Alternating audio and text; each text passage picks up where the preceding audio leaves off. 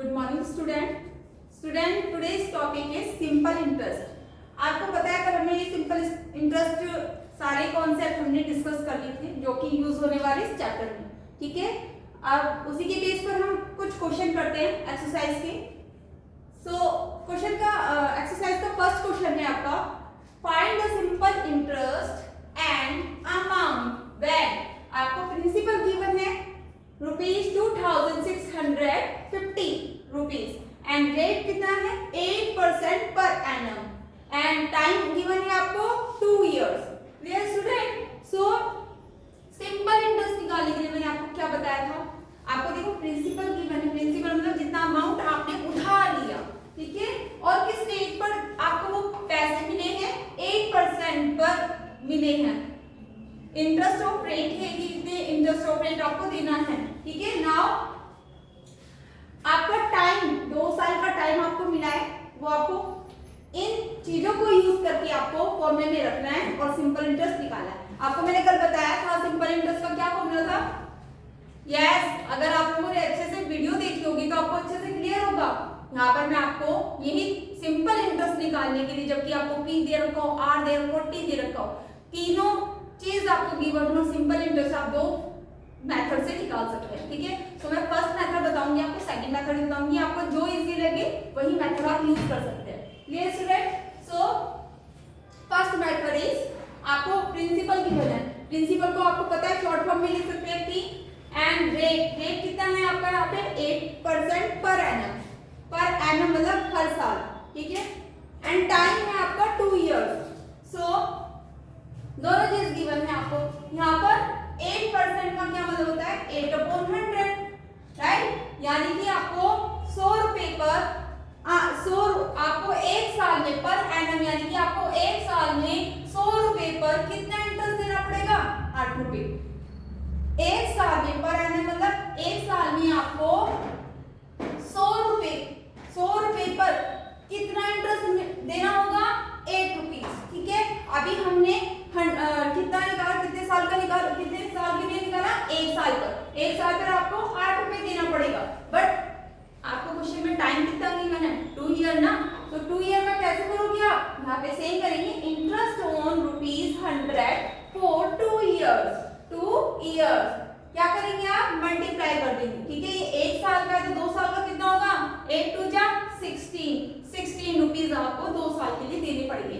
अभी हमने ये 100 रुपए का निकाला है। ठीक है, अगर हमारे पास एक ही वैल्यू हो, आपसे क्वेश्चन में कितने की भी वैल्यू पूछे आप इजीली बता सकते हो ना। सो पहले आपको 1 रुपए की वैल्यू निकालनी पड़ेगी। इंटरेस्ट ऑन ₹1 फॉर 2 years, 2 साल का टाइम बोला तो 2 साल में आपको 1 रुपए के लिए कितना देना पड़ेगा इंटरेस्ट, क्या करेंगे आप डिवाइड करेंगे। ठीक है, सो 16/100 जो आपका 2 साल के लिए आया था ना आपको 100 रुपए पे, तो उसको आपको क्या करना पड़ेगा डिवाइड करना पड़ेगा 1 रुपए पर निकालने के लिए। ठीक है, सो आया आपका 2 साल, 1 रुपए पर 2 साल को जो 2 साल के लिए आपको जो देना पड़ेगा इंटरेस्ट वो आया। ठीक है, अब आप पूछा कितने का है, ना तो आपसे 100 रुपीज का पूछा है, ना ये आपसे 1 रुपीज का पूछा है। कितने रुपीज का पूछा है, प्रिंसिपल कितने का लिया था आपने 2650 रुपीज, इतना तो पैसा लिया था ना आपने, तो वो तो ही पूछेगा ना कि इस पर आपको कितना इंटरेस्ट देना पड़ेगा। ठीक है, हमारे पास 1 रुपए की आ गई वैल्यू की, हमें 1 रुपए पर इतना देना पड़ेगा, तो इतने रुपए पर कितना देना पड़ेगा।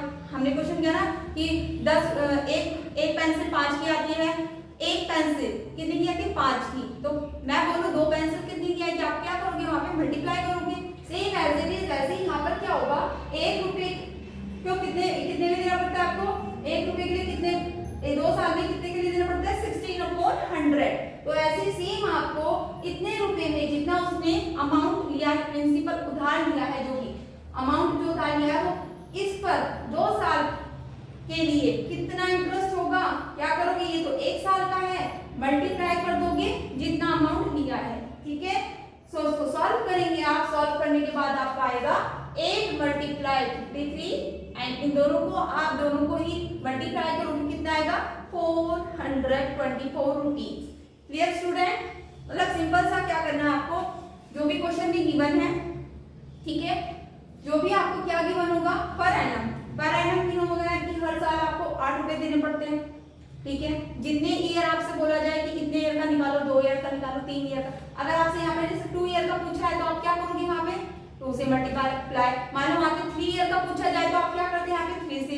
5 ईयर का पूछा जाए तो 5 से करते, ठीक है। अब ये कितने पे था, 100 रुपीज। 100 कहाँ से आया, ये 100 आया आपका जो 8% लग रहा है ना, 8%, ये वाला जो 100 है, ये वाला है, ये 100 में से कितने रुपए इसको देने पड़े, 100 पे इतने रुपए इसको देने पड़े। सो अभी हमने 100 पे निकाला, 1 पर निकालेंगे, 1 रुपए पर कितना देना पड़ रहा है, आपको डिवाइड करना पड़ेगा 100 से, ठीक है।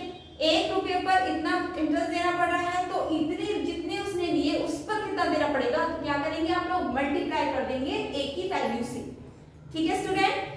कैलकुलेट करेंगे, आपका आंसर आ जाएगा, यानी कि जो भी आपका ये आएगा, ये क्या आएगा आपका, सिंपल इंटरेस्ट। ना उसने बोला है, ठीक है, प्रिंसिपल आपके पास है, ये आपने इतना उधार लिया, आपके पास आ गया, जो इतने बीच में 2 साल में वो ब्याज दे रहा है, जो भी वो इंटरेस्ट दे रहा है।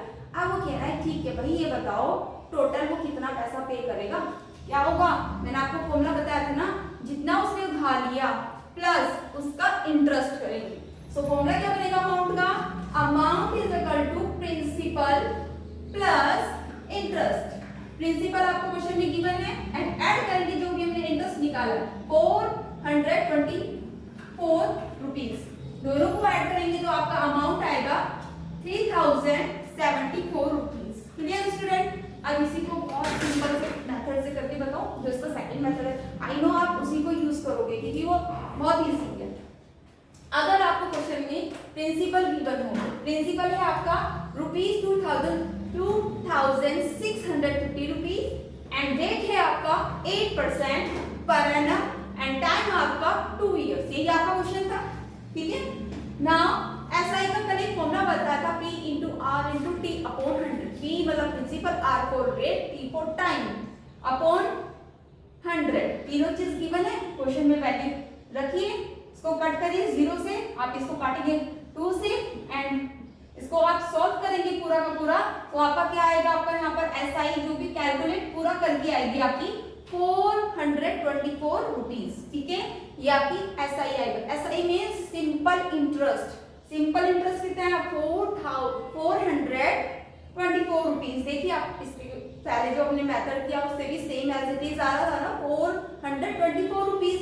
नाउ जब हमने अमाउंट निकाला इसका, इसमें क्या करेंगे, जो मेरा हमारा प्रिंसिपल था, जो हमने अमाउंट उधार लिया था, उसमें ऐड कर देंगे इंटरेस्ट, दोनों को ऐड करेंगे तो आएगा आपका ₹3074, ठीक है, जो कि देखिए हमारा सेम है, दोनों मेथड से सेम है।